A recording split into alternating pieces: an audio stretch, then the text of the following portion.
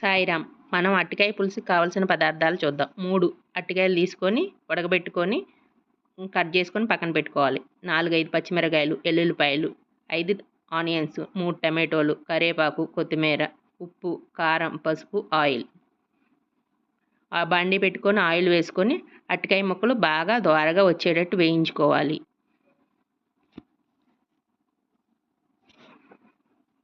ఇలా వేయించుకొని పక్కన పెట్టుకొని అదే బాండీలో కొంచెం ఆయిల్ వేసుకొని జీలకర్ర, ఆవాలు వేసుకొని కొద్దిగా ఫ్రై అయ్యాక కొత్తిమీర, కరివేపాకు, ఎల్లుల్లిపాయలు వేసుకొని వేయించుకొని ఆనియన్స్, పచ్చిమిరకాయలు వేసుకొని వేయించుకోవాలి.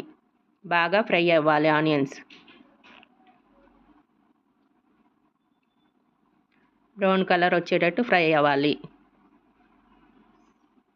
ఇలా ఫ్రై అయిన తర్వాత టమాటోలు కూడా వేసుకొని బాగా ఉడకనివ్వాలి.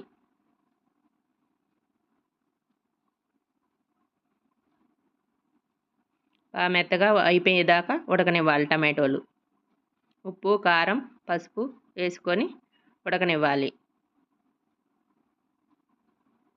ఇప్పుడు వేయించి పెట్టుకున్న అరటికాయ కూడా వేసుకొని కొంచెం నీళ్ళు పోసుకొని ఉడకనివ్వాలి.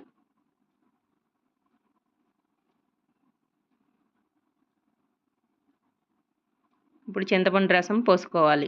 ముందే తీసుకొని పెట్టుకోవాలి చింతపండు రసం. పెద్ద నిమ్మకాయ సైజ్ అంతా చింతపండు రసం తీసుకోవాలి. 5 మినిట్స్ అలా మరిగించిన తర్వాత అంతే ఫ్రెండ్స్, కట్టేసుకొని